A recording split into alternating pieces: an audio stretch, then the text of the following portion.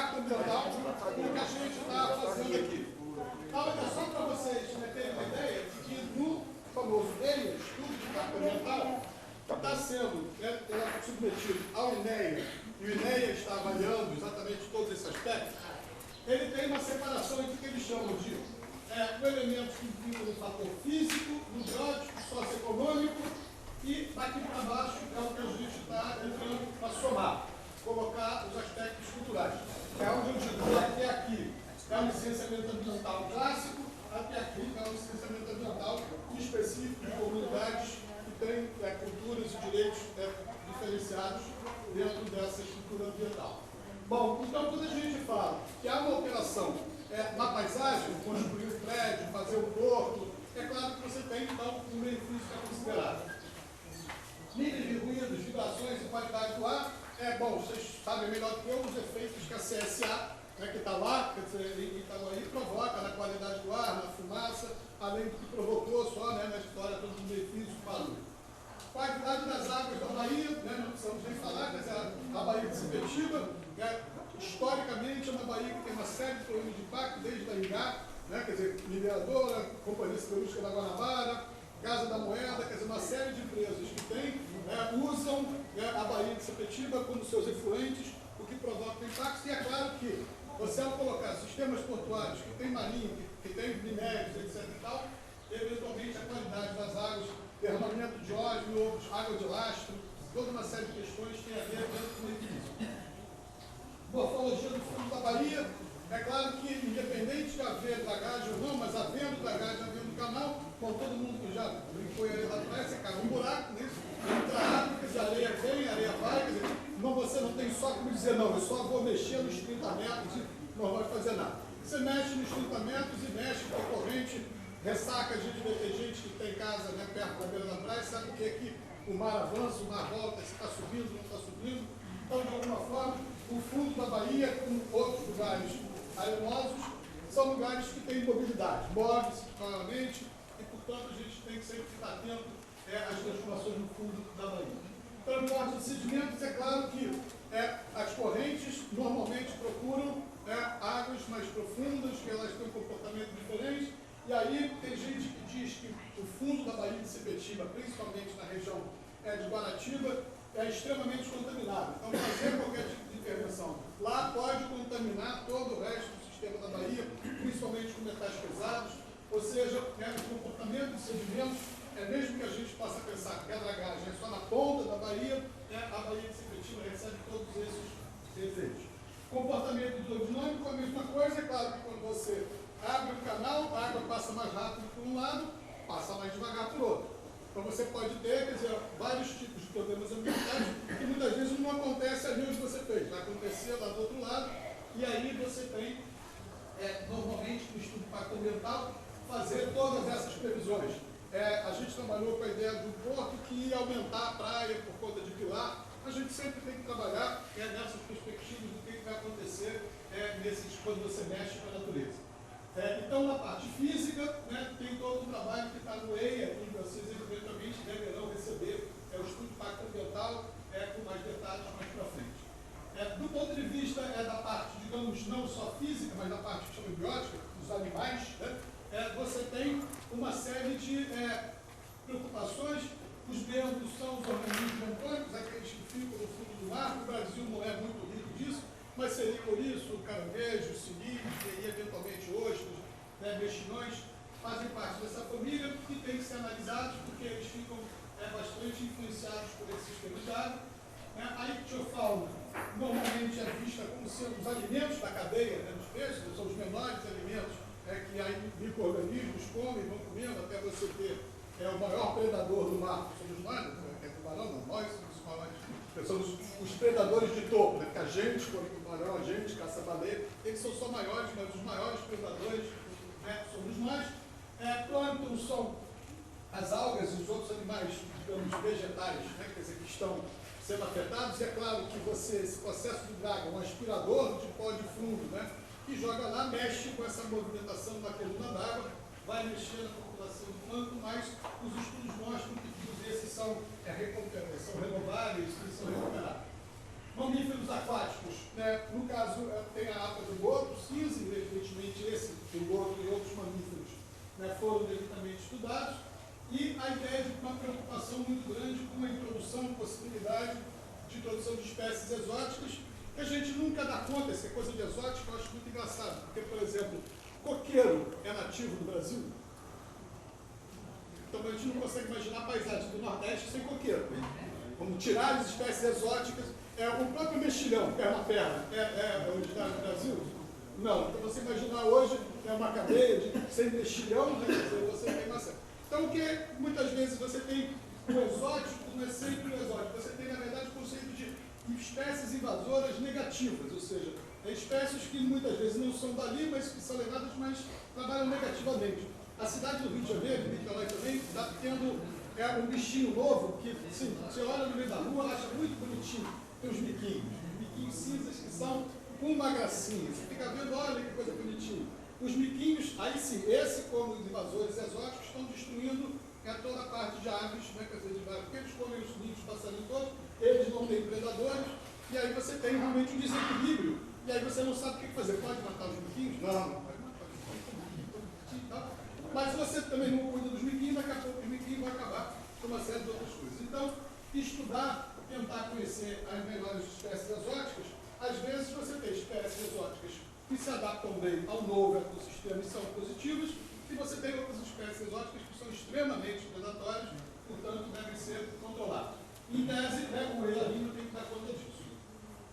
O EIA, então, o estudo de impacto ambiental tem que analisar algo então, que se aproxima do nosso estudo, que são o que eles chamam de aspectos socioeconômicos. E aí estuda a população humana, e neste caso é o que eu tenho sempre procurado chamar a atenção de vocês.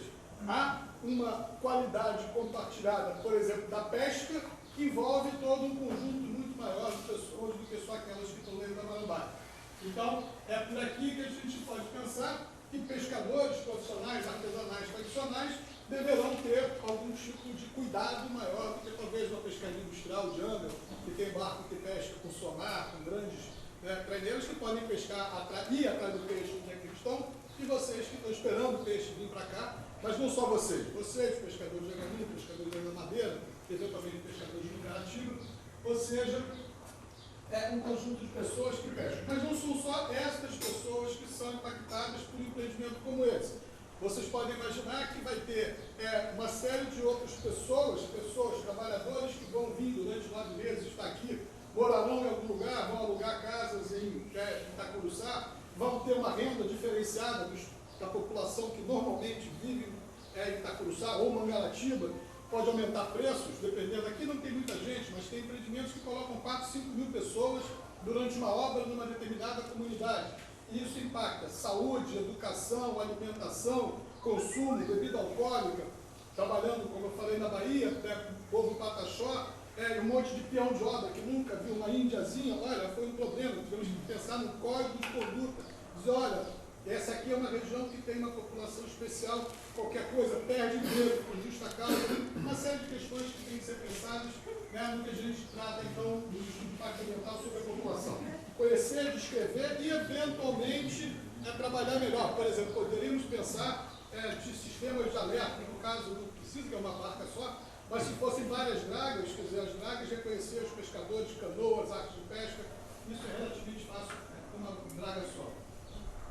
O uso do solo é fundamental, vai haver modificações, aqui nós estamos no mar, é claro que aumentando o canal vai haver mudança dos pesqueiros, vai haver uma série de mudanças, como o Bruno chamou a atenção, ao longo do trajeto para Mangaratiba ou para Itacuruçá, vai haver uma mudança de preocupação, os barcos, se forem maiores, demoram mais a parar, tem mais dificuldade de alterar a trajetória, portanto a navegação dos barcos menores terá que ser muito mais cuidadosa.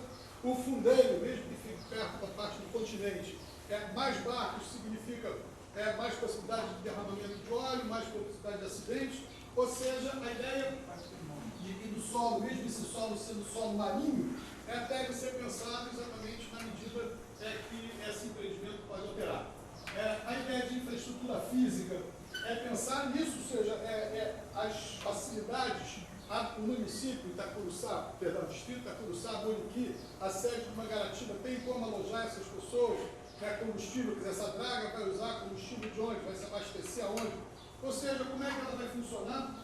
A ideia de infraestrutura física está sendo depois estudada, foi discutida. A infraestrutura social é exatamente essa, ou seja, escola, se tiver um acidente grande com navio, com barco, tem um hospital que possa ser levado rapidamente, tem ambulâncias, lanchas, ambulâncias que possam fazer isso. Essa série de preocupações devem existir, principalmente quando se trata dentro de um empreendimento do mar. A infraestrutura social, em alguns casos, você pode ter troca de informações que podem ser positivas. Esses operadores que vêm trabalhar em barcos ou embarcações podem ter informações interessantes sobre manutenção de motores, que possam falar coisas ou não. Então você vai ter uma interação, vai haver uma interação desses profissionais que virão para cá durante esse período ou não. Pensar um pouco nessa infraestrutura social de uma forma mais ampla, sempre interessante. A economia, ela vai se beneficiar ou vai ser impactada negativamente? As coisas vão custar mais caro, porque tem gente que ganha mais que vai estar morando aqui, ou simplesmente vai ter mais produtos que serão trazidos para se comprar mais perto. Em vez de eu ter que ir a Itaboraí, para comprar alguma coisa, vai ter, de repente, disponível para venda aqui em Itacuruçá ou em Mangaratiba. Ou seja, o que essa obra vai impactar a economia? Aumento de impostos, aumento da arrecadação desse empreendimento vai se dar em Mangaratiba ou em Itaguaí? Quem é que vai se beneficiar dessa renda econômica que esse empreendimento vai gerar? Muito provavelmente é o Estado, o município, como é que isso chega até Mangaratiba. Comércio, serviços e finanças públicas também foram trabalhados no EIA, onde essa discussão é feita de maneira a verificar o que pode ser positivo, o que pode ser negativo, o que pode ser mitigado, ou seja, o impacto diminuído, e o que não tem jeito, o que vai ser compensado. Então, eu diria que daqui para cá, tudo isso está contemplado dentro do estudo do impacto ambiental e, eventualmente, isso vai ser discutido, quais são os programas de medidas mitigatórias compensatórias junto ao INEA, que é o órgão de licenciamento ambiental. Esses 5 itens que estão aqui são aqueles que a gente está colocando, por isso que eles foram para dentro dessa tabela, no licenciamento como um todo. Esses 5 teria claramente o componente, ou seja, o fator cultural em questão. Ou seja, aqui o fator cultural fica na frente do fator ambiental, seja físico, seja biológico, ou seja socioeconômico.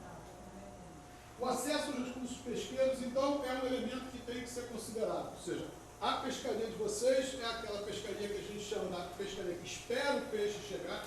Ou seja, vocês não vão aonde o peixe está. Então, vocês vão, com base nos prognósticos que você tem de inverno, verão, de lua, vocês já vão tentando, botam, sei lá, determinado tipo de rede, que tem determinado tipo de recurso, e sabem aonde esse tipo de recurso. Ninguém vai pescar, sei lá, curva na pedra, ninguém vai pescar roubado no meio da lei. Então, isso já é mais ou menos o que tem como previsão. Então, de alguma maneira, a draga, ao passar 7 meses operando num determinado lugar, onde é o pesqueiro de vocês, se for o período da turbina, vai impactar mais do que se a previsão dessa draga funcionar no período onde, em tese, não é o período que a turbina vem para cá. Então, de alguma maneira, o que a gente está pensando é exatamente de que o acesso aos recursos pesqueiros vai significar uma forma de compensação, mitigação ou programas. Não está definido se é valor, se é indenização monetária, se é alterada, é interromper a operação no período de pesca. Isso tudo não está colocado, porque isso seria um segundo momento, mas foi perfeitamente identificado que há um impacto diretamente sobre o acesso aos recursos pesqueiros. Acesso aos espaços marinhos também diz respeito àquilo que o Bruno chamou a atenção em vários momentos, da circularidade. Vocês precisam de ter uma autonomia para além do transporte que a Marinha pode eventualmente oferecer de uma forma mais segura, mas vocês precisam ter outras situações de emergência, outras situações de economia. Ela não transporta qualquer tipo de material, então material de obra, qualquer coisa, vocês têm que fazer. Então, o que a gente chamou de acesso aos espaços marinhos claramente está impactado por esse empreendimento. Não só por cruzar 2 vezes o canal que tem forma negativa, não só para ter um número muito maior de navios fundiados que for na direção de Itacuruçá, mas, de qualquer maneira, o acesso a recursos marinhos vai ficar comprometido, portanto, está dentro da matriz dos impactos. As representações sobre a paisagem é algo que não dá para também deixar de fora. Ou seja, quem vem aqui pela primeira vez, quer dizer, que já acha isso aqui um paraíso, eu fico imaginando quem vinha por aqui quando não tinha nenhum navio ancorado por aqui, quer dizer, que não tinha nenhuma dessas massas, o que seria a imagem da ilha, né,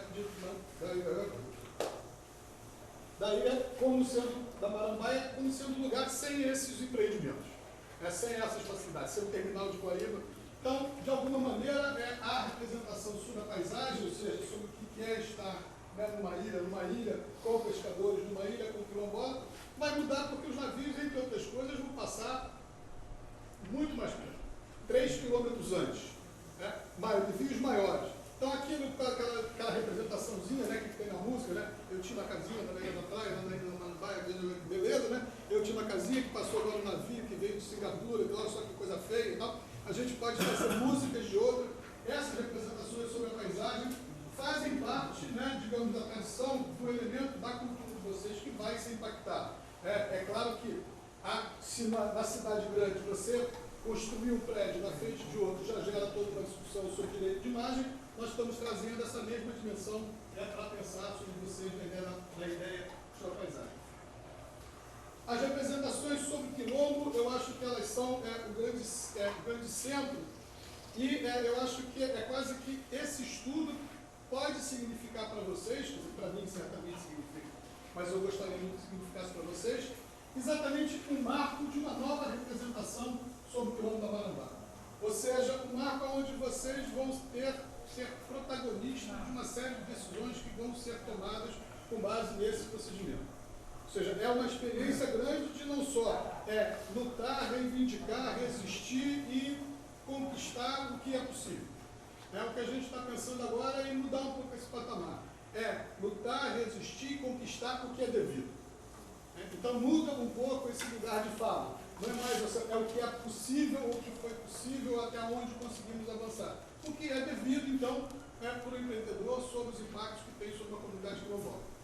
Então, eu não estou falando aqui de valores, eu só estou falando de tentar mudar um pouco essas representações sobre o quilombo. Aquilo que eu estava falando sobre a questão ambiental. Podemos considerar que 2 grupos têm domínios sobre a área da União na Ilha da Marambaia. A Marinha e os quilombolas.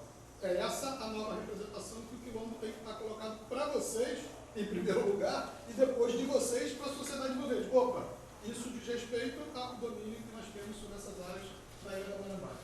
Então, as representações sobre o quilombo, esse protagonismo que a gente pretende, ou pelo menos essa equiparação que a gente pretende que vocês tenham sobre o futuro de vocês, de alguma forma, podemos pensar que o impacto é positivo deste empreendimento se a gente chegar ao termo do que a gente está pensando. Representações sobre o futuro. É claro que, como já mencionou inicialmente, um empreendimento como esse conjunto de empreendimentos que a gente imagina que acontecem lá em Itaguaí, a gente consegue imaginar como é que você tem um desenvolvimento econômico, como é que esses empreendedores ganham dinheiro, como é que essas pessoas vão trabalhar ganhando mais salário. Ou seja, essa ideia do desenvolvimento econômico, do futuro, da prosperidade, do progresso, está colocado para todo mundo lá que está gastando dinheiro, investindo dinheiro na Ilha da Madeira, lá em Itaguaí. E o que isso significa para vocês? Quais são, o que é esse empreendimento que vai passar aqui na porta, que está aqui o tempo todo, que vai estar fazendo com que vocês se comportem diferente, pode significar para o progresso, entre aspas, de vocês. O desenvolvimento só do zero, desenvolvimento igual, a gente vai voltar um pouco sobre isso, mas de qualquer forma, o que a gente gostaria de pensar é que também as representações sobre o futuro do quilombo dizem respeito ao impacto que o empreendimento coloca e, portanto, ele tem que dialogar com esse impacto. E aí, no último, quer dizer, quando a gente pensa no fator meio ambiente, em princípio a gente costuma pensar só em qualidade ambiental geral. E aí a gente está botando, não, peraí, tem que ser uma qualidade socioambiental geral. Hoje a Constituição do Brasil não pode ser lida mais com essa separação. A natureza tem que ser protegida, quer dizer, e as pessoas vão atrás dela. Não, hoje em dia, pessoas e natureza conjuntos, não existe no Brasil, não tem uma natureza intocável. Não tem nenhum lugar onde o homem não possa viver ou não tenha vivido. A floresta amazônica é uma floresta claramente construída pela atuação do homem ao longo de milhares de anos. Ela não é lá uma paisagem natural que simplesmente os processos naturais de esfriamento e aquecimento da Terra, áreas glaciais, produziu aquela floresta amazônica.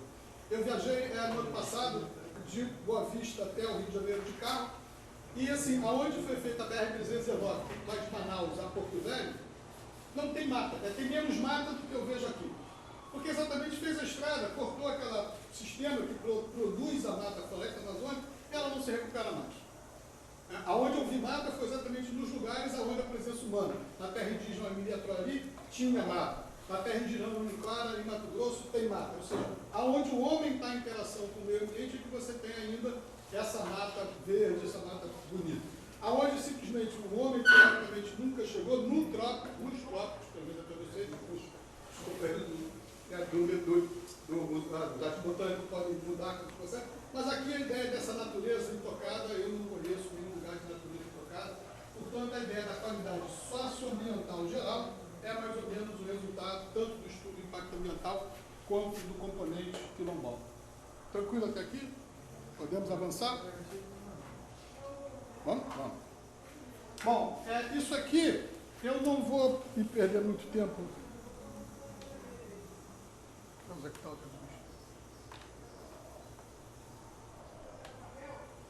anda, sai daqui.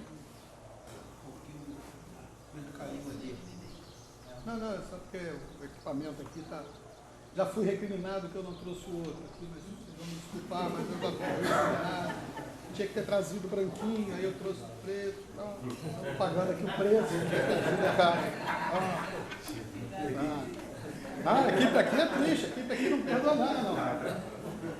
Bom, nesse quadro está lá escrito, né, que vocês vão ter a oportunidade de olhar depois, ele também foi retirado do estudo do impacto ambiental, que sugere algumas questões que estão ainda em discussão, mas em geral, assim, a gente pode pegar cada uma daqueles itens da ambiental e pensar quanto de interferência na paisagem, quer dizer, instalação e operação.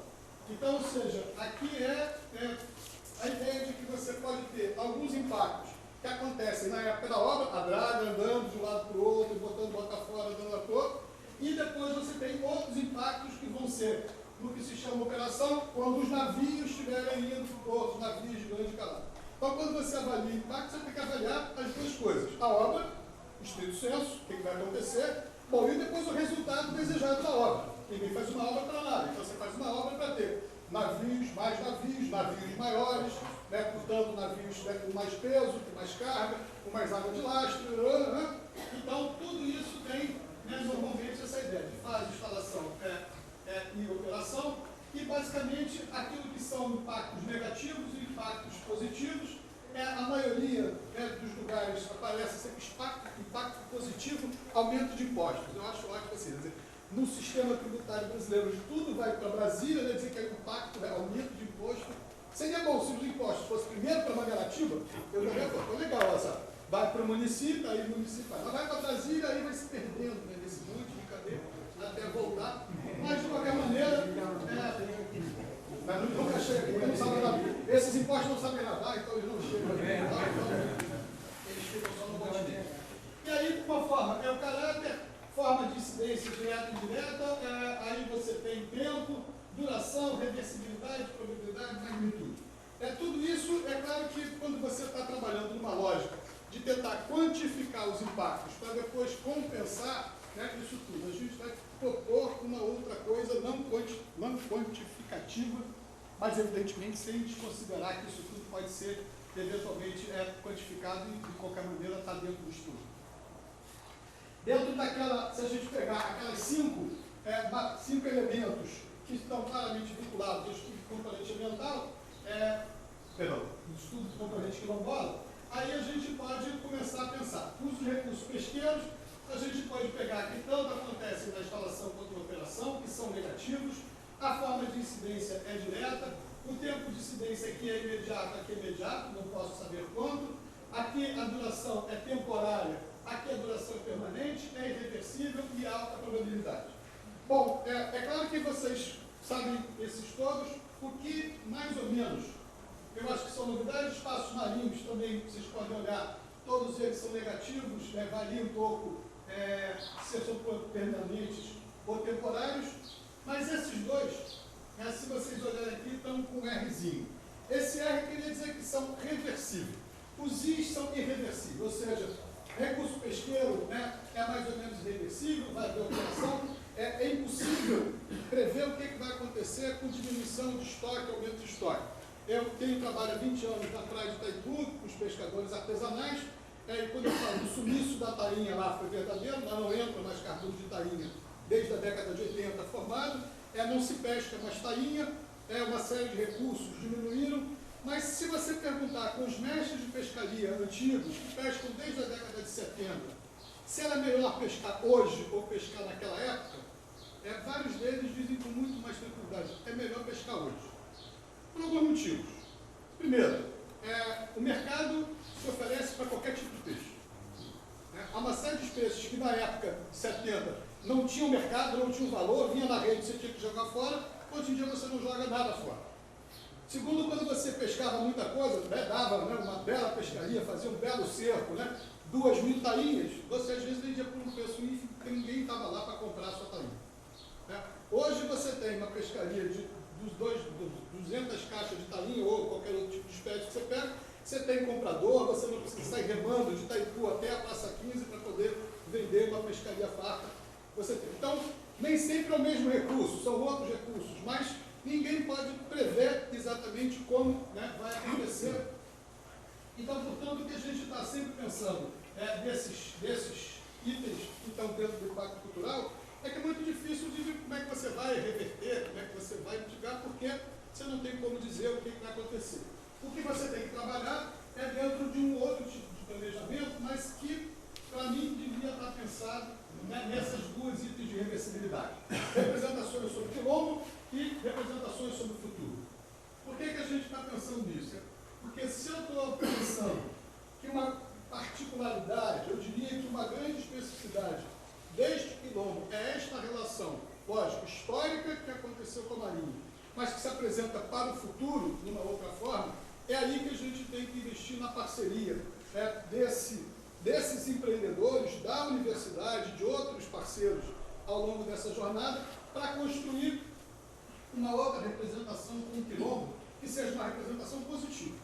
Que vocês sejam considerados como pessoas positivas dentro desta ilha, evidentemente dentro do modo de vida que vocês têm, e a partir desse segundo positivo, vocês construírem um outro futuro.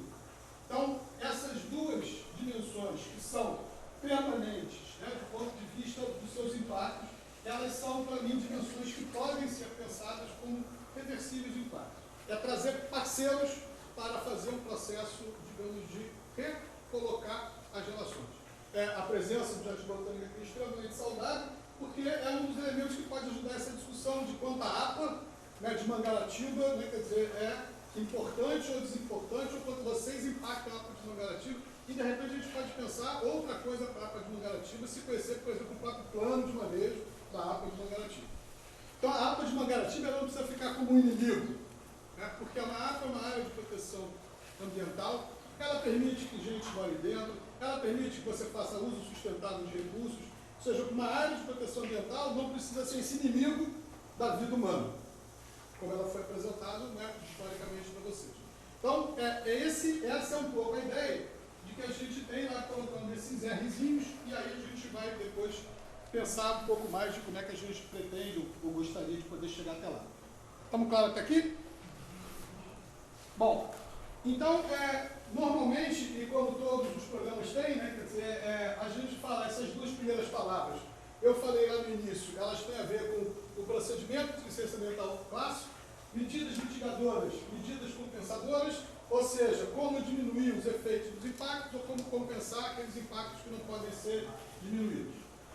E depois, o que é novidade, e eu afirmo é uma novidade para todo mundo, para a terra indígena, novidade para remanescentes de quilombo, como são esses programas étnico-ecológicos, que a gente vai falar depois. Mas o que a gente pensou? Primeiro fugir dessa ideia de gradação em termos de impacto, afetação, em termos de afastamento. Quanto vai impactar, quanto não vai impactar, quanto de areia vai ser retirada do fundo da Bahia para poder dimensionar quanto isso vale, ou quantas árvores vão ser cortadas. A gente quer fugir um pouco disso e depois dizer, não, isso vai impactar mais, por exemplo, os pescadores de um lado, vai impactar menos os pescadores do outro, e daqui a pouco estão brigando pescador com pescador, né, porque o agente impactante, né, impactaria mais um pescador, mas eu não sou pescador, mas eu vou ser impactado porque eu moro de frente para a praia, vou ver aquele navio, aquela fumaça, aquela poeira, é mais ou é pior do que quem está pescando. Fugir um pouco disso. Também fugir um pouco dessa coisa, assim, não todos são pescadores, então todos têm que receber o mesmo tipo de compensação. Bom, a gente está entendendo de que há todo um conjunto de pescadores da Baía de Sepetiba, mas vocês são, além de pescadores, são remanescentes de quilômetro. É a 3 quilômetros que vai estar passando a draga, esses navios vão estar todos por aqui, vocês aqui ainda têm, eu salvo, vocês ainda têm canoas a remo, ainda tem canoas de tronco só, vocês ainda fazem uma pescaria que é claramente pouco impacto ambiental. Então, ou seja, vocês é que têm, né, algumas coisas que podem pensar como sendo culturalmente importantes. É como se a sociedade nacional devesse querer que vocês continuassem mantendo as suas canoas de tronco só funcionando bem. Itaipu, de novo, para tomar como exemplo, é uma pescaria de baixo impacto, tem cerco ainda a rastro de praia, com canoa, a remo, mas 90% das canoas de Itaipu e de Piratininga já tem um monte de fibra remendada, porque elas não aguentaram e não podem ter outro. Eu já vi aqui um monte de canoa, só madeira, e fiquei realmente achando fantástico que vocês conseguem ainda trabalhar, depende, não pode cortar madeira nova para fazer, vocês ainda tem canoas navegando, até uma garatinga bonitinha e tal, que é só de madeira. Então vocês estão de parabéns, eu acho que é isso que tem que se pensar, porque vocês são diferentes. E a ideia é tentar fazer também com que haja uma quantificação monetária.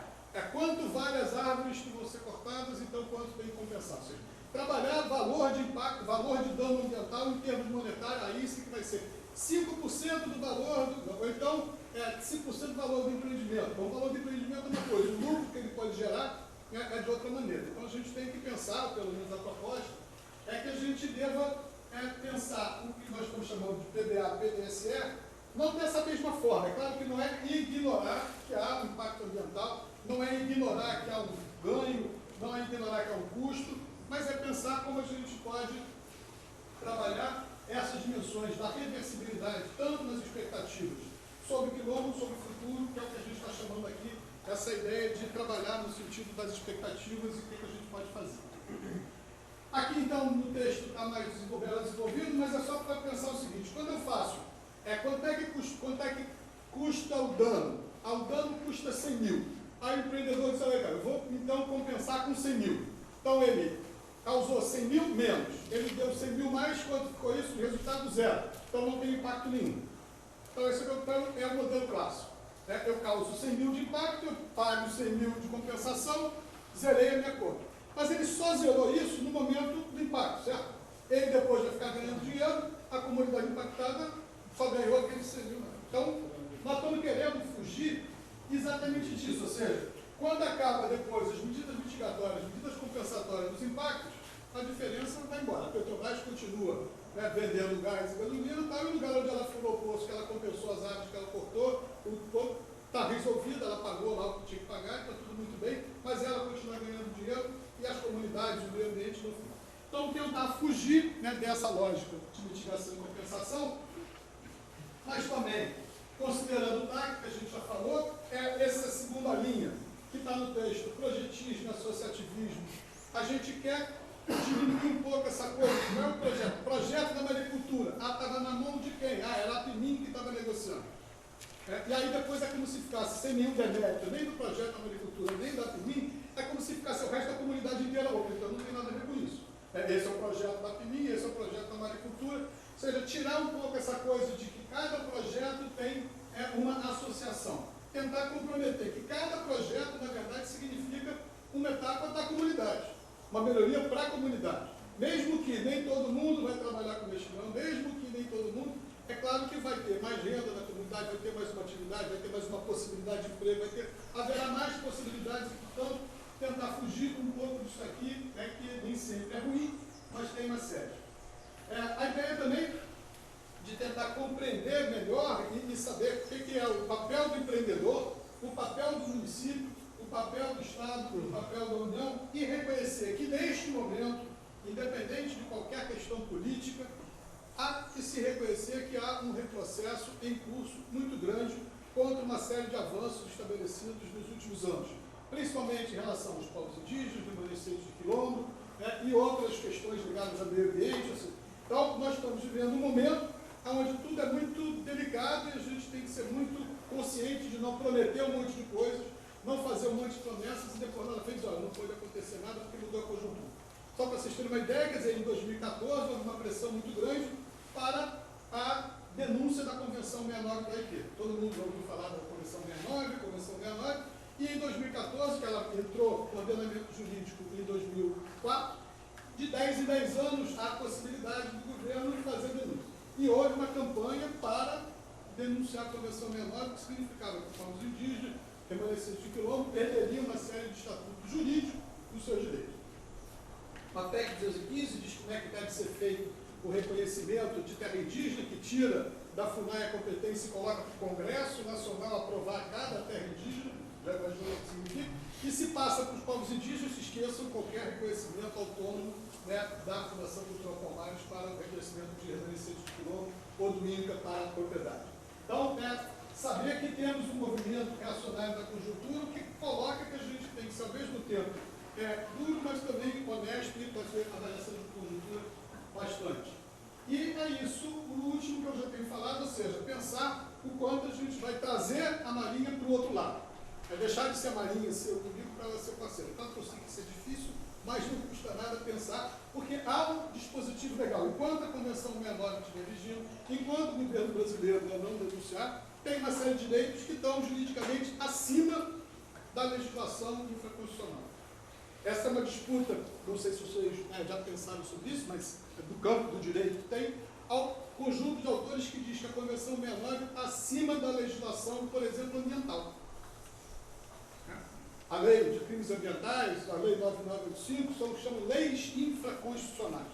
Essas são leis ordinárias. E a Convenção 69 está ali acima delas.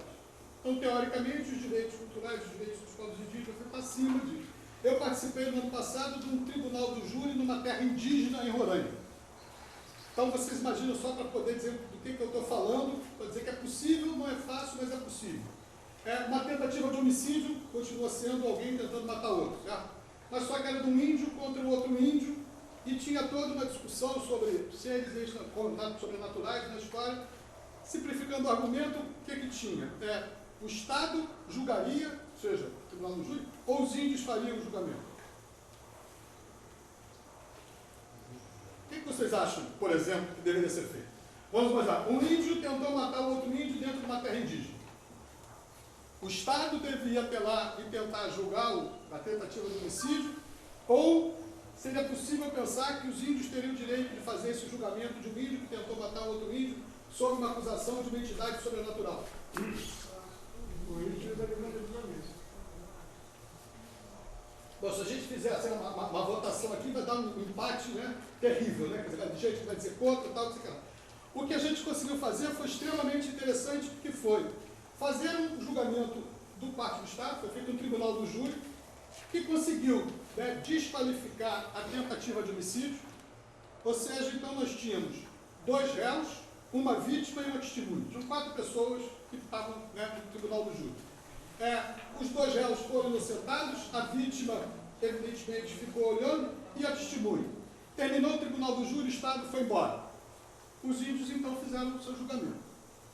Sentaram, bom, tudo bem? Tá, pegou. Então, primeiro, o que teve a maior pena, a testemunha. Por quê? Porque ela estava tomando cachaça, né, no boteco, e foi ela que provocou a discussão. Então, tudo começa com a testemunha. A vítima também foi punida. Por que ela foi punida? Porque ela estava bebendo cerveja no boteco do branco. Então, não podia fazer. É claro que os 2 réus também foram punidos. Agora, a vítima foi indenizada pelos 2 réus, aqueles que brigaram com o sujeito, porque ela ficou um mês sem trabalhar. Então, um deu 2 vacas, o outro deu 1 vaca. E quem ficou 2 anos punido foi a testemunha, que foi o autor da confusão toda. Ou seja, a lógica indígena, a lógica Macuxi, foi totalmente diferente da lógica do Estado. Mas qual foi a vantagem disso? Houve efetivamente uma pacificação das relações sociais dentro das comunidades indígenas, ou das aldeias comunidades. Adiantaria alguma coisa para essas pessoas, dessas comunidades, pegar os 2 réus e botar na penitenciária? A vítima ia ter as 3 vacas que recebeu porque ficou um mês sem trabalhar? A testemunha ia ficar de boa nessa história, armei aquela confusão toda, etc e tal, e não fui acusado pelo Estado. Não, olha só, eles foram muito mais racionais do que... Bom, é claro que isso segue uma lógica que a gente tem que pensar, mas em tese, é isso que essa Convenção 69 diz. A potência que ela tem é essa. Os índios têm direito a ter o seu próprio sistema de justiça. Porque o Código Penal está abaixo da Convenção 69 da OIT. Então vocês percebam por que essa Convenção 69 ela é tão atacada por um lado e por que ela é tão potente por outro. Dependendo de como a gente a usa, pode significar uma nova forma de comportamento entre essas sociedades que têm direitos culturais diferenciados. E é isso que a gente quer começar a discutir. Fazer com que a Marinha reconheça a Convenção 69, entenda o TAC e a gente possa, não é jogar o TAC para o alto, não, mas começar a conversar o que é que pode ser feito, o que é que não pode ser feito, o que é que pode significar essas representações no futuro. Bom, isso aqui nós falamos na reunião passada, mas não custa nada pensar, nós estamos, aí é o que nós ouvimos de vocês, ou seja, há demandas que têm a ver com o resgate do passado, e aí depois vai ficar mais claro nos próximos quadros o que a gente falou. Há demandas que dizem respeito à afirmação do presente, como é que vocês pensaram, vocês apresentaram para nós ideias de como melhorar as condições de vida do presente, e outra é de preparar o futuro. E sendo que a ideia é de que isso não está separado, isso está tudo junto de uma coisa com a outra, e a partir dessas ideias que estão colocadas, a gente vai apresentar, então, não só o que está aqui, mas como que a gente está pensando esse tal PBA-PDSE. Eu falei, há algum tempo atrás, que a gente estava querendo fugir de duas coisas que eu não sei se vocês lembram, o tal do projetismo e o associativismo, certo? Então, que é aquela história, esse projeto é da Arkemar, porque esse projeto diz respeito à questão do futuro. Não, esse projeto é da PNI, porque fala da pesca. E aí tem outros que vão ficar lá. O que a gente propôs foi o seguinte, que claro que isso é para conversar muito e ver depois como é que acontece. A primeira era pensar em ter o que a gente falou, que era um conselho gestor desses programas todos. Ou seja, um lugar onde vocês pudessem se reunir, representantes de diretoria da Arkemar, da PNIM, do próprio Centro de Aperfeiçoamento da Marinha, da DOCA, se for o empreendedor, ou outras da e outros parceiros universitários que vão dizer o seguinte, olha, o que a gente vai fazer, como é que a gente vai fazer, ou seja, tentar reproduzir um pouco isso aqui de forma mais ampla para poder imaginar o que vai acontecer, quando vai acontecer, qual é a prioridade. Chegou aí o recurso de 100 mil reais, vamos gastar onde? Vamos melhorar a fábrica de gelo, vamos fazer o beneficiamento da agricultura, vamos construir mais barcos, vamos fazer a sede, ou seja, o que vai fazer primeiro? Primeiro constrói a sede, primeiro faz o barco, primeiro, ou seja, qualquer tipo de planejamento tem que ter um lugar que possa organizar e deliberar. E sendo que essa deliberação tem que ser participativa, a comunidade tem que ser ouvida, por isso que chama de conselho. Mas é claro que quando começarem as atividades, vamos supor que tem 2, 3 ao mesmo tempo fazendo. Vai ter a retomada da operação da fábrica de gelo, mas vai ter a maricultura, mas vai ter a sede da Arkemar, vai ter então a possibilidade de uma casa de cultura no município, ou na sede de Mangaratiba ou Itacuruçá. Como é que isso vai funcionar? Quer dizer, vai sobrecarregar a direção da entidade? As entidades sozinhas têm como fazer isso? Não. A ideia é que tenha uma coordenação, ou seja, várias pessoas que não fazem parte formalmente da diretoria, nem da Arkemar, nem da PNI, outros podem participar dessa coordenação. Ou seja, tem delegação desse conselho para poder fazer, para tomar conta. E aqui do lado, parceiro, é o pessoal do continente. Pode ser que a universidade esteja aí, pode ser que mais de uma universidade, pode ser que uma ONG. A Mariana Crioula participou durante muito tempo com vocês. Aqui vocês podem pensar vários lugares que você, é o tipo do que faz, o que eu faço, o que é melhor. E sendo que ele está abaixo. A gente sabe que quando a gente está trabalhando em Itaipu, aí tem uma reserva extrativista marinha. O que significa a enseada de Itaipu e Piratininga, que fica em Niterói, hoje é uma área de uso sustentável só para os pescadores. Tem um conselho deliberativo. O conselho deliberativo tem 50% mais um formado de pescadores. Mas na prática o que acontece é que como você tem nesse conselho 50% mais um de pescadores, mas você tem um monte de universidade, um monte de órgão público, etc. Quem é que vocês acham que aguenta uma vez por mês ficar 4 horas numa reunião discutindo interminavelmente a mesma coisa durante um ano? Algum de vocês aguentaria isso? Não. Nem vocês, nem os pescadores de lá. Só fica lá quem vai lá. O pessoal das ONGs, o pessoal das universidades, etc. E tal. Então, no final das contas, quem acaba decidindo, né, acaba sendo o pessoal de fora. Então, a ideia já é colocar esse pessoal de fora. Né? Esse é o pessoal que dá só palpite. Eu acho que vai fazer isso, acho que vai fazer aquilo e tal. E aqui seriam os projetos. Então, se tiver algum projeto em andamento do passado, por exemplo, o levantamento dos saberes tradicionais sobre as plantas medicinais da Guanabara. Então, vai ter um projeto que vai ser levado, né, à frente para poder saber isso. Esse projeto vai ser contratado com a Arquimar ou com outra, vai ter uma coordenação e vai ter simplesmente um projeto acontecendo aqui. No mesmo tempo, a gente vai estar, eventualmente, construindo a sede da Arquimar e, eventualmente, a gente vai estar fazendo um curso de extensão para poder discutir essa legislação socioambiental.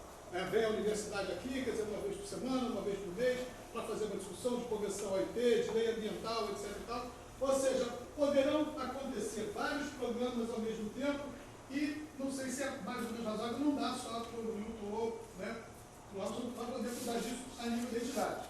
Então, por isso é que precisa ter pessoas que ficam responsáveis por essas questões que devem, né, acontecer, a gente espera, mais de uma ao mesmo tempo. Principalmente se a gente entender que lá na frente, quando esses empreendimentos todos, se a gente espera conseguir descobrir os seus passivos de compensação, nós vamos ter que realmente fazer muita coisa, porque tem muito empreendimento que está lá, que não fez a devida compensação, muito programa que foi interrompido, muito programa que não chegou ao final, e eventualmente as licenças de operação terão que ser renovadas e, portanto, terão que passar novamente por um processo de licenciamento e, evidentemente, definição desses programas. Então, com base nessa ideia de administração, a gente fez toda uma discussão que eu não vou estender muito por aqui, porque está no texto. Eu queria chegar, então, para poder ver o que a gente pensou e como a gente pensou e se o que está, né, pensado é suficiente, mas que a gente pode sempre colocar. Então, o que nós pensamos que teríamos como um programa de desenvolvimento sustentado étnico-ecológico naquilo que a gente chamou do resgate do passado. E aí a gente fez, do dia 23, né, mais ou menos um exercício. Deixa eu ver se eu aumento isso aqui. De novo, meus amigos vão ficar rindo de mim, que eu estou tentando fazer. Com efeito trapezoidal, tá bom.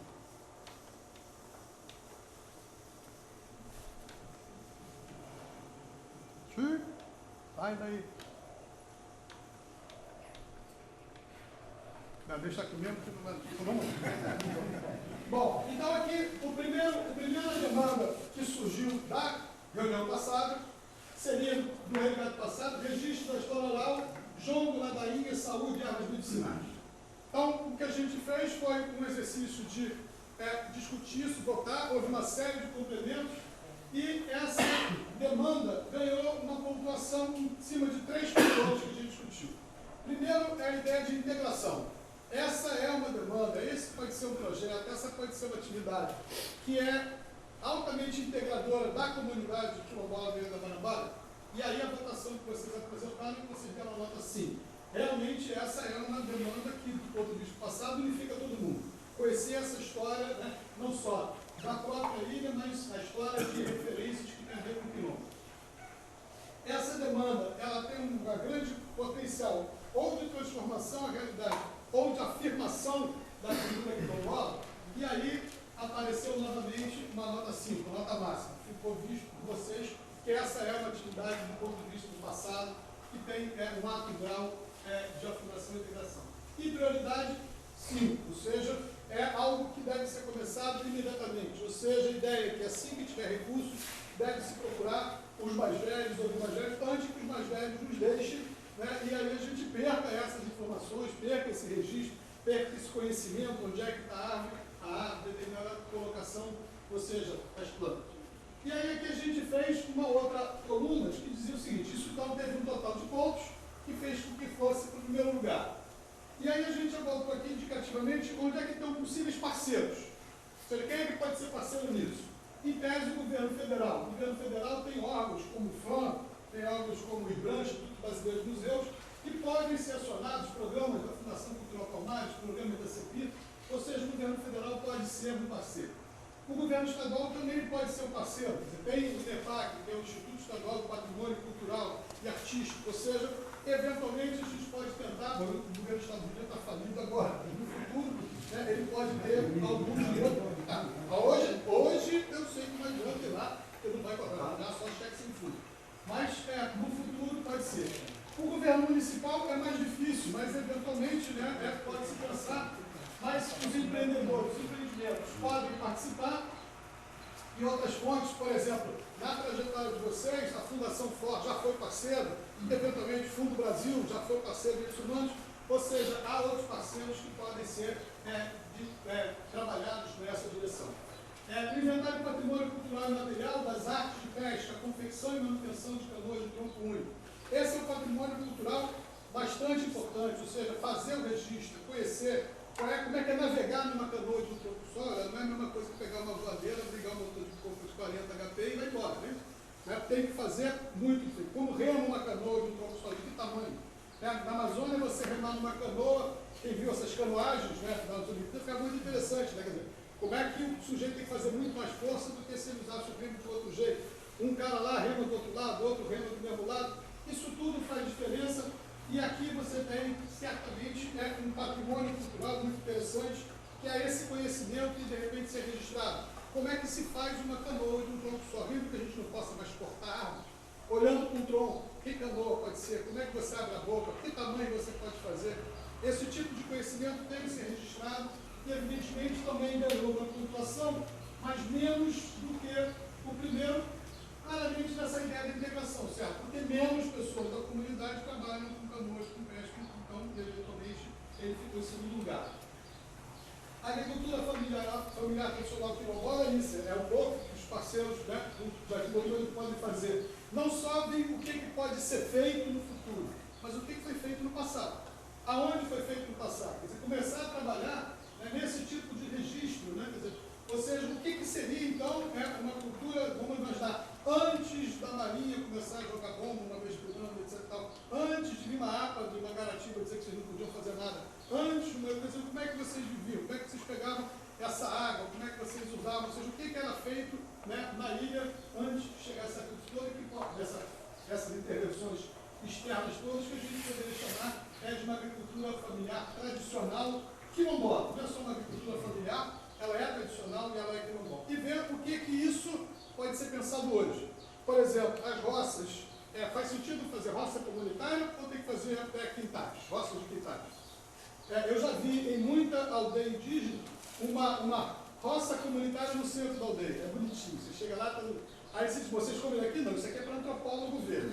Antropólogo ver lá. Porque índio mesmo, cada um tem a sua roça na sua casa, etc. e tal, porque separa muito bem. Tudo bem, você pode fazer uma roça para o antropólogo ver, a roça comunitária, mas cada um vai ter o seu quintal. Um gosta de cuidar de galinha, outro odeia galinha, outro quer pato, outro não quer pato, um gosta de couve, outro não gosta de couve. Essa é uma cultura que pode funcionar ou não, a ideia disso. E aí, evidentemente, isso também foi colocado, é altamente empregadora, afirmativo, mas não é tão prioritário. Então, teve uma nota menor. Da mesma forma, a gente pode dizer que os parceiros desses 4 blocos são os mesmos. Como próxima demanda, veio o inventário do patrimônio cultural e material, o quilombo da Marambaia. Esse patrimônio cultural e material é pensar exatamente em colocar como um patrimônio cultural o modo de vida do quilombo da Marambaia.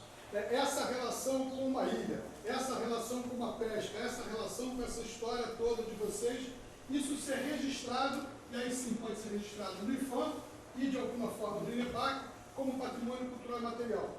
Isso pode parecer que não tenha nenhum resultado efetivo, tanto que não está nem com muita prioridade, mas isso pode ser uma excelente carta de apresentação para poder trazer recursos para outras prioridades que estão aparecendo por aí.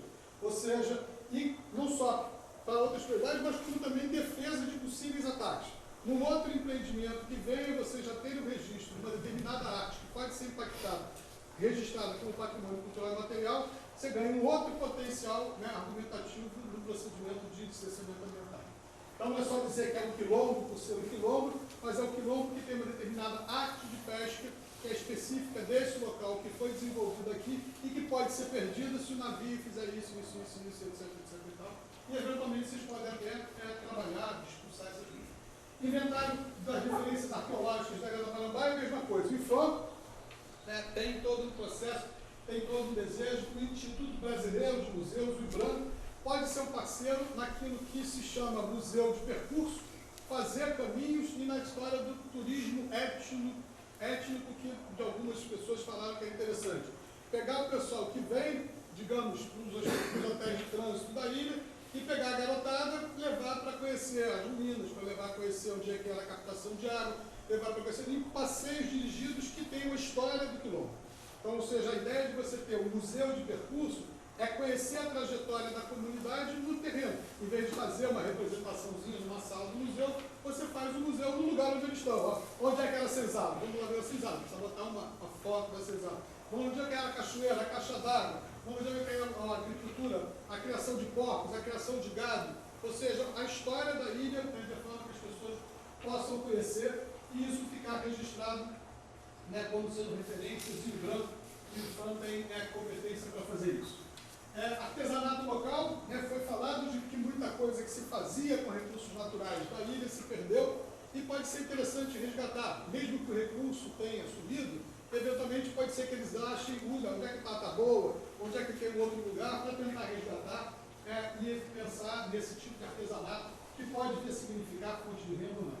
E, por fim, ficou inventado as referências de escolas de pesca das Civagas, que de alguma maneira, nas imagens que a gente viu, tem muito a ver com aquilo que a gente falou, e no texto vocês poderão ler, do que chama do ideal autárquico durante esse período. O que é esse ideal autárquico? É o ideal que na ilha se produzisse tudo que se consumisse, ou quase tudo. Então, de maneira que se você recebesse um dinheiro, você não precisava ir para o continente para gastar, para comprar. Hoje, qualquer um de vocês, se você recebesse R$100, não vai gastar dentro da ilha. Vai? Exceto a pessoa que toma uma cerveja de vez em quando, tal, seu bom refrigerante, vai gastar tudo no continente. E isso significa que todo o dinheiro que entra sai. Agora, se esse mesmo R$100, 10 notas de R$10, se ele trocasse, porque você comprou uma verdura com um, você comprou uma coisa com outro, você pagou outro, essas notas ficariam daqui. Você gera muito mais bem-estar se essa nota ficar aqui do que tudo que você comprar. Alguém que saiba consertar uma televisão, não pegar a televisão, levar para lá. Ou seja, se a gente pensar em ter tudo aqui, um relato que a gente achou interessante, uma conversa assim que, bom, roupa não se fazia aqui, a roupa que tinha que comprar, mas era uma pessoa que ia lá no continente, que trazia roupa e vendia aqui. Então, em tese, num determinado momento, você podia realmente viver só daí. Não sei se esse é o futuro mais desejado, mas é diminuir essa dependência de, pelo contrário, eu não posso viver mais só de nada da ilha. Tudo eu tenho, da ilha eu só tenho que ter dinheiro, né? Moeda, cartão de crédito, tudo isso eu gasto cartão de crédito para poder fazer. Ou seja, a escola de pesca ela é interessante não pela escola em si, mas pelo que ela produziu, quer dizer, fábrica de sardinha, fábrica de gelo, quer dizer, muitas das coisas, carpintaria naval, tudo existia aqui, oficina mecânica. Então, vocês já lembraram o que tinha e o que vocês hoje não têm, podem precisar e quem sabe voltar a estruturar essas coisas. É claro que depois a gente pode abrir um espaço para ver se a gente amplia ou não, ou se esse conjunto de demandas atende ao parte inicial, ao pontapé inicial para pensar esse plano de desenvolvimento naquilo que a gente está chamando de resgate do passado. A afirmação do presente, então, pelo que nós discutimos no dia 23, teve algumas questões ligadas ao momento presente. A educação, quer dizer, quilombola, teve a nota máxima, ou seja, uma preocupação em superar as dificuldades do sistema educacional, não só público em geral, que está complicado em todos os lugares, mas inclusive numa ilha. Em Niterói, a gente tem uma região, tem um bairro chamado Engenho do Mato, que tem um problema hoje. Niterói era uma cidade que até algum tempo atrás se dizia que não tinha problema de falta de escola. Ela tinha tipo 100% de todo mundo escolarizado, só que com as mudanças de governo e com a mudança de faixa etária, algumas escolas municipais públicas iniciais desapareceram, de primeiro a sexto ano. E tem crianças que não têm mais a oferta dessas séries perto da sua casa onde mora. E aí começa aquela história, para onde é que vai estudar? Começa a estudar longe. E como é que você se desloca da cidade longe? Não dá para se deslocar a pé, você se desloca de ônibus. E de ônibus custa caro, você tem que ter cartão. E tem crianças de 7 anos. Você vai deixar uma criança de 7 anos na cidade do Rio de Janeiro hoje pegar um ônibus sozinho para ir para a escola?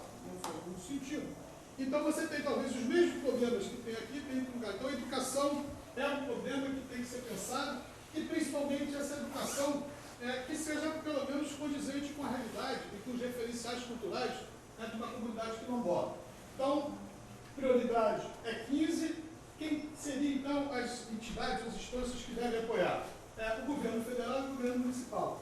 Bom, para mim, pode ser que depois eu seja recusado, não tem nenhuma questão, educação fundamental não é questão primeiro do governo estadual, e eu acho muito errado achar que o empreendedor tem que apoiar a questão da educação. Eu acho que a educação é realmente dever do Estado. Então, portanto, a gente deve insistir nessa dimensão, e é claro que depois o mundo real pode sugerir que outras coisas sejam feitas.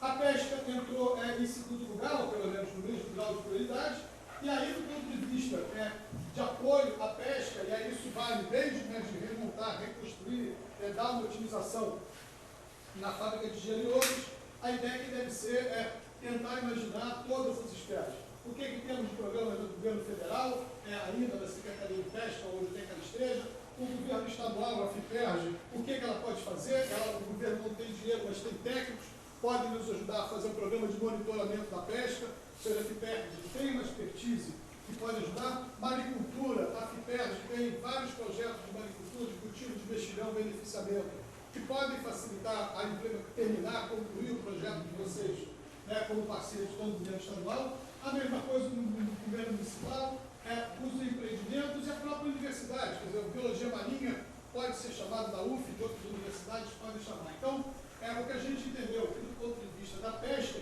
além de ter uma prioridade total, ela pode ser, digamos, acionada várias esferas para poder tentar melhorar as condições da pesca.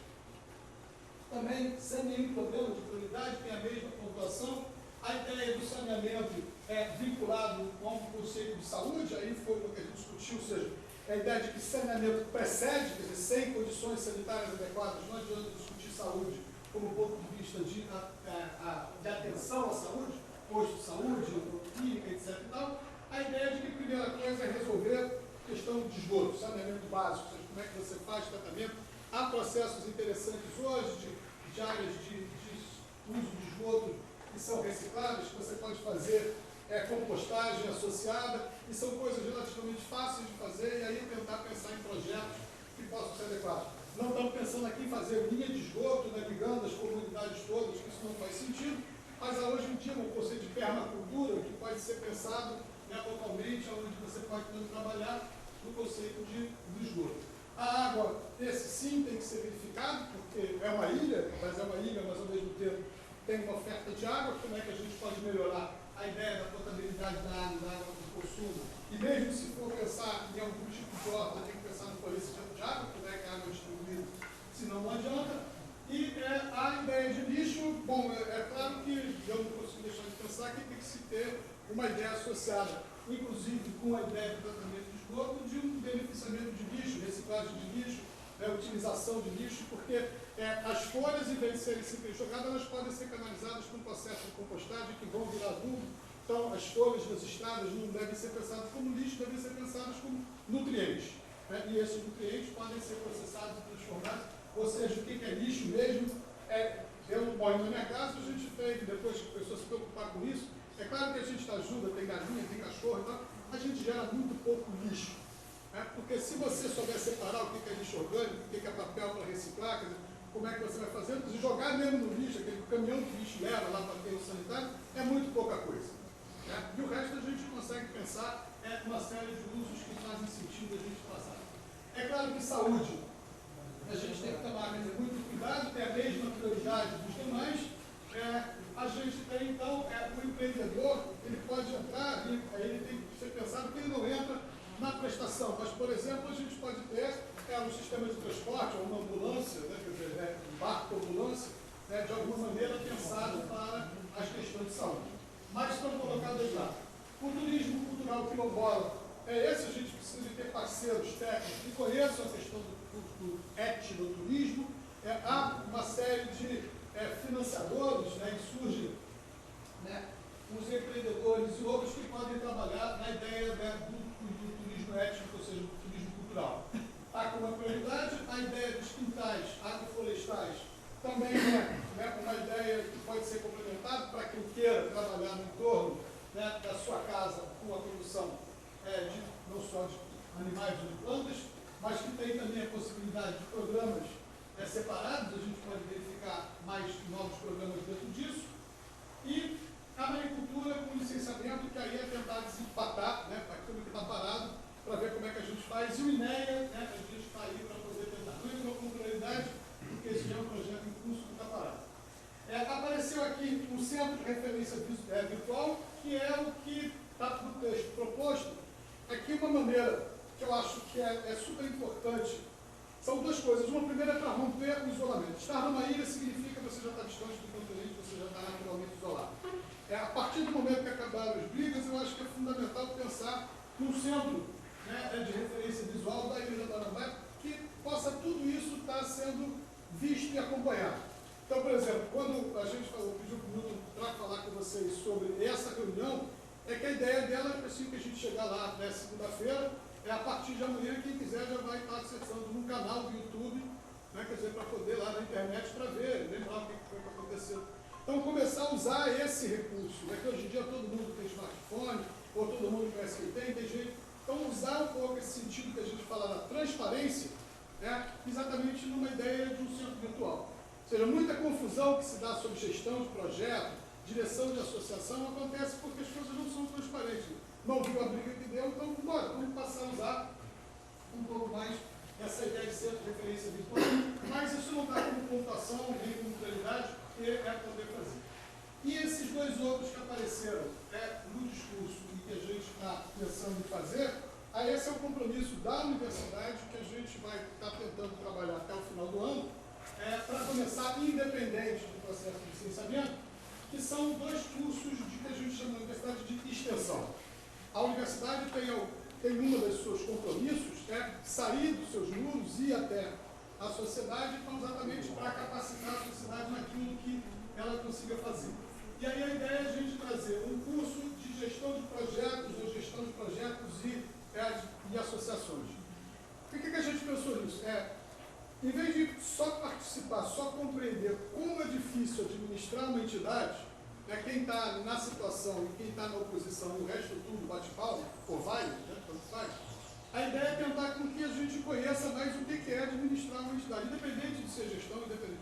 A ideia é vir para cá e todo mundo conhecer o que é recurso, o que é fazer livro caixa, o que é prestar conta, o que é ter CNPJ, o que é ter, quer dizer, como é que é isso, independente de que se as pessoas pretendem ou não, porque se um dia vierem já conhecem. E aí eu acho que se a gente conhecer, desaparece muita desavença, muita briga, porque se todo mundo conhece como é difícil, né, é mais fácil todo mundo ajudar do que ficar esperando do lado de fora para depois acusar. Então, a ideia de como é que fazer isso, que pode também ser um caminho para ampliar o número de projetos. Como é que você pede dinheiro, como é que você pede dinheiro para uma ONG, como é que você entra no edital do Fundo Brasil dos Direitos Humanos, como é que você faz isso e, evidentemente, como é que você traz esses projetos para cá. E a ideia do segundo programa, que na verdade pode ser o primeiro que a gente fazer, é um programa de capacitação de direitos socioambientais. Esse aí é esse que eu falei. Conhecer melhor, o artigo 68, conhecer de novo o 4887, conhecer a Convenção 69 do OIT, conhecer a legislação ambiental, conhecer os processos de licenciamento ambiental, para que no futuro vocês já possam sair intervindo sem precisar que tenha que subir, que tem que ficar falando horas para vocês, alguma coisa. Vocês já sabem disso e vocês vão ter. E com o compromisso da universidade de dar um famoso diploma. A gente acha que isso não pode ficar só na informalidade. É um curso de extensão que pode não ser muito, mas lembrando a vocês que, pelo menos ainda hoje existe, tem gente que não está querendo ser satisfeito com isso, várias universidades federais, inclusive a UF, a UFRJ, tem cota de 50% para, digamos, cotas sociais para afrodescendentes, para alunos de escola pública, e com certeza todos os filhos de vocês, pela condição inerente de serem quilombolas, são clientela para o sistema de cota das universidades federais. Então, são 50%, e a Faculdade de Direito fica do lado de uma comunidade, de uma favela, e o que me surpreende sempre é que nenhum jovem da favela pensa em estudar na faculdade, mesmo estudando na escola de segundo grau, em frente à faculdade. Então, em tese, não é só, mas o governo não oferece oportunidade. Em tese, é pensar que há oportunidade, e será que eu quero usar essa oportunidade? Que algum filho de vocês é cotista em alguma universidade pública? Algum filho de vocês já completou o segundo grau? Algum filho de vocês gostaria de fazer uma universidade pública? Por que não fazem? Tem cota, 50%. Tem que fazer o Enem pelo menos, não pode tirar 0. Mas não tem nem nota para tirar. E sobra vaga. Porque não há demanda. Então, para ter a demanda, vamos lá, vamos pensar o que é que vocês têm direito. É claro que também não me pergunta depois o que vocês vão fazer com o diploma universitário, porque é muito desempregado, não, vamos aí. Não é a nossa questão. A questão é dizer que vocês têm direito a poder ter. E aí, de novo, por favor, não tem nenhum problema. Mas eu tenho minha pele branca. Olha, isso aí vai ser vocês são quilombola com pele branca, com pele negra e tal. E aí vai ser uma briga boa de discutir, porque se a Arquimar der uma declaração de que você é remanescente de quilombo e tal, olha, podia ser eu. Eu não preciso fazer libertador, já que eu estou fazendo. E são dois movimentos. Um é o movimento de cota firme para quilombola. Quando é quilombola, não importa. Sim. Na UF, a UF já tem isso. Eu só estou falando assim, como também tem cota para escola pública. Né? Quer dizer, fez o segundo grau. Eu só estou dizendo, no caso de vocês, provavelmente escola pública, provavelmente negro, provavelmente quilombola, os filhos de vocês que completaram o segundo grau têm direito. Mas eu completei o segundo grau há 5, meu filho completou 5 anos. Bom, realmente na escola pública ele já não entra mais, mas no quilombola ele entra. Agora só entra se vocês pedirem. Lembra que os 5 anos tem um prazo. Eu não sei. Na UFBA, que era a Bahia, lá 10% das vagas é para quilombola, destinado. Devido à quantidade de quilombola que a gente tem lá, né? Então, independente disso, a ideia tudo é trazer isso tudo como detalhe. Aí traz a lei direitinho para vocês saberem o que vocês têm direito e a partir daí você faz. Não é só conhecer, ouvir falar, é conhecer como é que tem, e aí na hora de, sei lá, se inscreveu na rural, porque quer fazer agronomia, e a rural não deu, aí chama os parceiros, entra com o advogado, porque tem direito e sabe qual é a lei, sabe como argumentar. Eu não sei se é rural, por favor, dei só exemplo, que é mais próximo aqui, vocês podem querer estudar na rural e podem ter cursos que tem mais a ver com vocês, e pode ser também direito, sendo muito bem-vindos na UF. Né? Bom, esses são o que a gente chamou de afirmação do presente. A ideia de preparar o futuro começou então a ideia da construção da sede da Arquimar, que você recebeu uma prioridade 555, e aí claramente tentar arranjar dinheiro com os empreendedores, para poder fazer isso, prioridade máxima. Uma casa de cultura quilombola em Mangaratiba, Itacuruçá, foi uma outra conversa, que é a complementaridade dessa situação de que, enquanto não se tem muita coisa por aqui, ou mesmo que se tenha toda uma ideia de artesanato, fazer uma referência da cultura quilombola no município de Mangaratiba, mas lá, para que as pessoas possam, e também para significar, fez compra, mar virou, não pôde limpar, deixa as coisas lá, a criança está estudando lá, ela tem uma referência, ou seja, pensar que além da ilha, o quilombo da Marambaia tem o direito de estar presente no continente, isso pode ser alguma coisa que esteja estruturada. De alguma maneira a gente imaginou que pode ser pensado numa parceria do governo municipal com os empreendedores, isso é só uma ideia indicativa.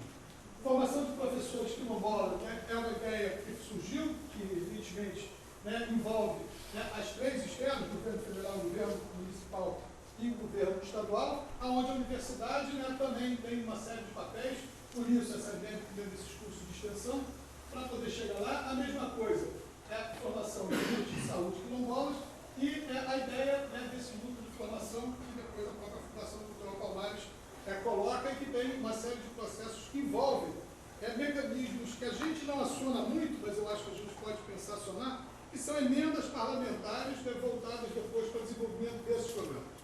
Então, ou seja, o desenvolvimento, a emenda parlamentar, que tem muito parlamentar que fica sobrando projeto, fica com falta de projeto. Projetos que consideram interessantes e tal. Então, se a gente estruturar esses projetos na forma de uma certa organização, várias dessas demandas que apareceram aqui, por exemplo, podem ser estruturadas na forma de emendas parlamentares para que então depois, eventualmente, o orçamento público do governo do Estado não adianta, mas o governo federal ainda adianta um pouco. Eventualmente, o governo municipal, a gente viu que houve vereadores no passado que já ajudaram a financiar formação de entidades, etc. Então, emendas parlamentares podem ser utilizadas para poder dar conta dessas demandas como estão colocadas. Bom, estamos chegando muito perto da minha proposta final, que aqui, então, de novo não vai aparecer, mas vocês vão entender, o que a gente está pensando? Se tem uma grande centralidade, né, na forma de renda do quilombo da Marambaia, e que tem uma série de impactos que afetam e uma série de competições que acontecem com pescadores, né, com recursos muito maiores, de novo, esses pescadores que vão até onde o peixe está, e não vocês, pescadores que esperam o peixe chegar, que é tentar aproveitar que nós estamos vibrando de alguma forma, quer dizer, com a Marinha como parceira desse futuro de vocês, com a Secretaria Especial de Portos, ou seja, que de alguma maneira é uma secretaria que tem a ver com a questão da ordem. O licenciamento disso está sendo feito pelo INEA, que tem a ver com, na legislação, o gerenciamento costeiro do Estado.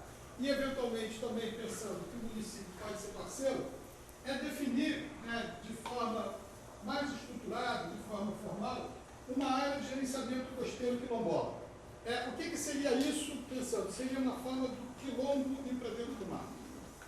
Ou seja, de uma outra forma, porque não é propriedade, porque não pode ter propriedade no mar, mas estabelecer regras de acesso, regras comunitárias de uma área que são equivalentes aos pesqueiros que vocês efetivamente ocupam, mas aonde, primeiro, vocês teriam prioridade de discussão de como é que são os petrechos, períodos que possam ser pescados, períodos que possam ser acessados, e principalmente quais os que não podem. Então, se não pode barco motorizado, se não pode pesca com sonar, ou seja, fazer uma estruturação de um gerenciamento costeiro para que a pescaria nessas áreas seja compatível com as artes que vocês fazem. Então, não quer dizer que um pescador de Jaguanu não pudesse pescar. Mas o que eu quero dizer é que nessa área vocês é que definiriam quais seriam as regras de pesca. Não sei se está claro o que eu estou falando. Ou seja, vocês pensarem com as suas artes, como é que é o tamanho da malha, qual é o número de panos que podem. Pode o sujeito que deu, sei lá, acertou na loto, ganhou dinheiro, ele vai lá, bota 300 panos, será que pode? Será que é isso? Não. Nessa área de gerenciamento costeiro quilombola, só pode panos até 50 metros. Bom, aí, chegou um cara lá da área da Madeira, veio de canoa, não sei o que lá, não tem sonar, não tem nada, botou o mesmo número de pano, ele pode pescar nessa área. Ou seja, as mesmas regras de competição, mas vocês é que estabeleceriam essas regras. E o Estado teria que ficar encarregado de fazer cumprir o conjunto de vocês. Não é uma unidade de conservação, não é uma reserva extrativista marinha, não é um acordo de pesca, porque é uma situação frágil. A ideia de ser uma área de gerenciamento costeiro quilombola implica em gerenciamento costeiro, e aí tem que ter parceria do governo do Estado, com a Marinha, que é claro, que isso também é uma área de segurança nacional, mas além de ser uma área de segurança nacional, é uma área que afeta a vida da comunidade quilombola da Ilha do Maranhão. Então, eu vou terminar por aqui, vou passar a palavra para os representantes da Fundação Cultural Palmares e dizer que a gente tem, depois desse momento, sim, duas alternativas, porque, infelizmente, os representantes dos empreendedores não estão aqui presentes. Se eles estivessem presentes, a gente podia ensaiar algumas coisas mais, mas nesse caso não tem. Então, quais são os desdobramentos a partir de hoje, como a gente está pensando? A primeira delas é que a gente vai deixar uma cópia desse tudo que foi apresentado aqui em papel, para os representantes da ACMAR, representantes da ACMIM, a gente vai deixar com a Fundação Cultural Palmares, vai deixar com o Jardim Botânico e vai fazer, para o companheiro poder entregar para o Cadinho, para levar, para ele conhecer do que está sendo falado aqui agora. E aí o que a gente está pensando são duas coisas que eu confesso que tinha imaginado uma ideia, mas por falta deles, que era já ter uma certa deliberação hoje com relação ao empreendimento, mas eu acho que não seria importante ter isso. Porque a gente vai fazer isso, a gente vai entregar isso para vocês e a gente vai dar um prazo de 1 mês para vocês fazerem sugestões, críticas e não sei o que lá e tal. Olha, gostei, lembrei disso, esqueci daquilo, não sei o que lá e tal. E de alguma maneira, daqui a 1 mês a gente vê um domingo e tal, aí volta, mas aí não vai fazer essa coisa toda fazer a apresentação toda. A gente já vai sentar só para dizer, ó, corrige isso aqui, muda aquilo ali, inclui aquilo ali, tira aquilo. Só uma coisa mais dinâmica, porque aí também a Fundação Cultural Palmares dizer, ó, está faltando isso aqui está bom, isso aqui não faz sentido. Ah, não precisa reproduzir isso, tudo de novo. Vem só para uma sessão de crítica e tal, e aí daqui a um mês a gente já tem. Seria um encaminhamento para a FCP, em vez de prévia aprovação da própria Fundação. Em vez de a gente terminar o texto e mandar para a Fundação, depois da Fundação analisar, a gente faz isso ao mesmo tempo. A Fundação analisa, vocês analisam, a gente corrige tudo, reúne e aprova todo mundo junto, e aí decide o que vai fazer em termos de licenciamento. É isso? Tá bom? Tá bom? Então, doutora, quer falar um pouquinho?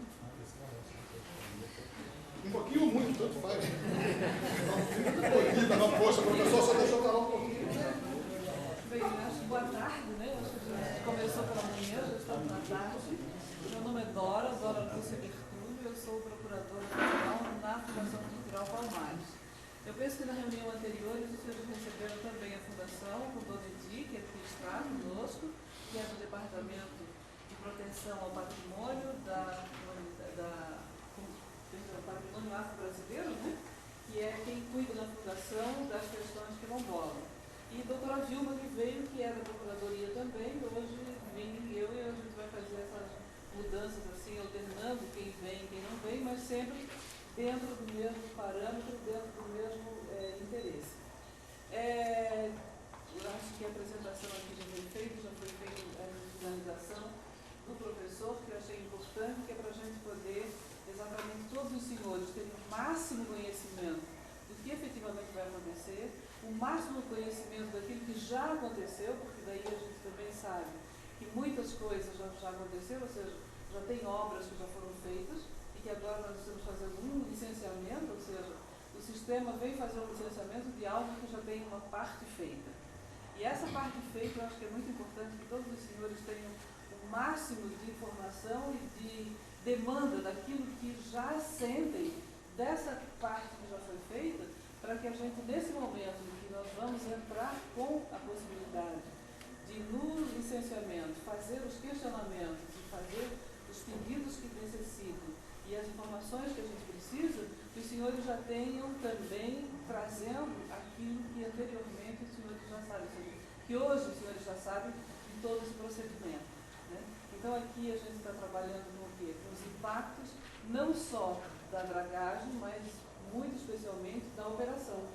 Por isso que as licenças, essa prévia e depois a licença de instalação, com a última, que é a licença de operação, ela precisa já, nesse primeiro momento da licença prévia, os senhores já terem o máximo de informação e o máximo de conhecimento sobre o que efetivamente vai acontecer com essa dragagem, com a continuidade da dragagem e de que forma os senhores vão poder buscar as compensações ou as mitigações, ou enfim, aquilo que vai ser necessário para a manutenção das suas vidas e, mais que manutenção, para o desenvolvimento das suas vidas para o futuro mesmo, né? Porque agora nós estamos aqui, os senhores têm os filhos, os netos, ou seja, é uma comunidade que tem que pensar não no hoje, mas como que esse hoje vai interferir no amanhã e de que forma que esse amanhã vai ser melhor do que está hoje ou no mínimo igual, mas o ideal é que seja melhor, porque é assim que a gente vive, para a melhoria das nossas vidas, né? Então, eu acho que a Fundação Palmares, ela tem este caminho e esta competência que nós estamos hoje, que foi contratada, a universidade foi contratada, e que a Fundação vai, junto com os senhores, estar com a universidade para que este plano todo, esse plano ambiental, que é o PBA, e que todas as demandas que os senhores façam sejam da melhor forma possível para a melhor qualidade de vida dos senhores. Então, as consultas da Convenção 69, elas são balizadas sempre pela Fundação Palmares, que é o órgão federal que tem essa competência, e, portanto, a nossa presença e a nossa intervenção, ela vai se dar no cotidiano, até o final de todos os procedimentos, de forma que a gente vai receber dos senhores as demandas, vai receber dos senhores aquilo que é necessário para que a gente, juntamente com a universidade, possa interferir e até mesmo fazer demandas mais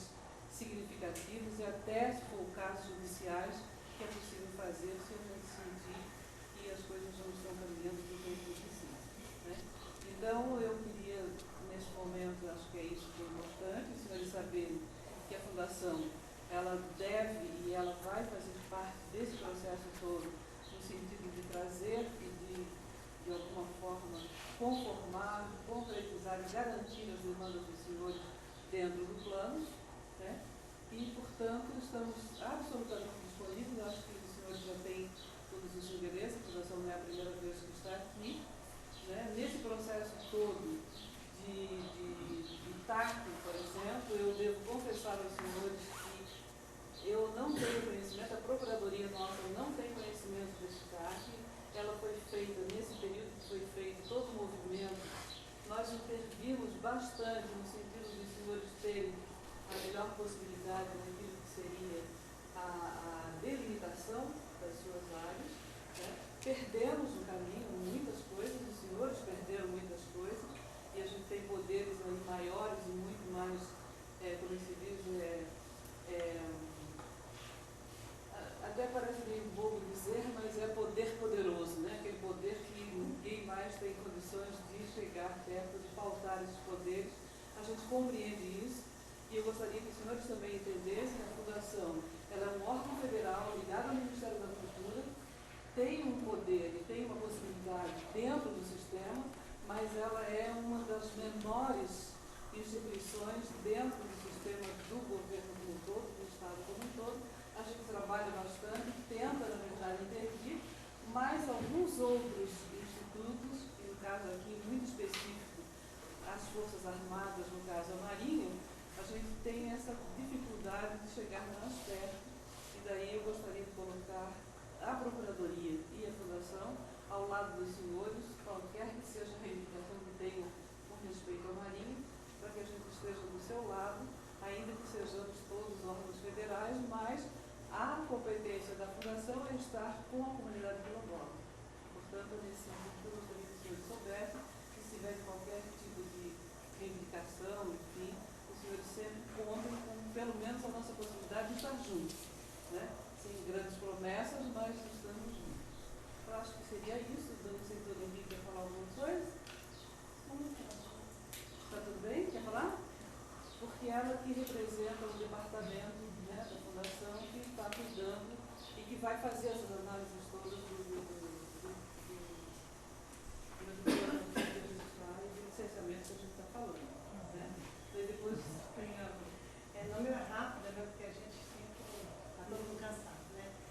Eu creio importante que a comunidade entenda que existe uma ampla legislação de amparo às comunidades quando entra esse tipo de atividade que vai interferir na vida de vocês. Né? Eu vi aqui na proposta da universidade que eu achei interessante e lamento profundamente desse processo que é livre, por quê? Porque vocês têm liberdade para dizer o que é isso? O que esse trem vai fazer na minha vida? O que esse trem vai mexer comigo? O que é isso? Né? E informado, quer dizer, informar vocês o que é, da forma que vocês possam entender, da forma que vocês possam compreender, né? E da outra forma também, que é vocês acompanhar todo o processo e decidir e interferir nesse processo de forma que vocês não tenham prejuízo total dos seus interesses, então, do seu reconhecimento enquanto comunidade quilombola, né? Então, assim, é importante, a universidade vai capacitar vocês, eu vi lá uma proposta que eu acho importante, é informar o que é a Convenção 69 da OIT, o que é isso? Tá? O que é decreto, até onde que ele vai, o que a gente tem que fazer, como que a gente trabalha, os órgãos que nos amparam, né? Então, isso é importante ter domínio dessa informação para a gente poder estar junto com a Fundação Palmares, com os órgãos de defesa e vocês estarem informando e participando de todo o processo, né? Então, é isso que a Fundação Palmares faz dentro desse processo de autorização ou de conhecimento e de participação no processo de licenciamento ambiental, dentro dos nossos limites também, como a doutora Dora colocou. Né? Está garantindo o reconhecimento dessa comunidade como patrimônio cultural e dos direitos que essa comunidade tem de participar de todo o processo desse empreendimento e de estar colocando seus anseios, suas preocupações e suas perspectivas de futuro com esse empreendimento. Né? Então, assim, só referendando que a Fundação Palmares está lá à disposição de vocês, a gente trabalha nesse processo, os órgãos que trabalham junto têm essa relação com a gente, que é fazer esse trabalho de diagnóstico, de informações e discutir com a comunidade. É importante que todos vocês continuem participando efetivamente desse diálogo, dessa discussão, porque é importante, é o futuro de vocês, né, o patrimônio de vocês que está em risco, que está em jogo. Então, que participem efetivamente das discussões e também podem nos provocar qualquer nível, tá, de participando com vocês. A gente passa agora a palavra, então, para Jardim Botânico. Mais uma proposta do senhor. Eu quero parabenizar os senhores, acho que terminando, porque eu achei fantástico a disponibilidade dos senhores de estar aqui esse tempo todo, tomaram atenção, e acho que os senhores e as senhoras têm assim, a melhor e a maior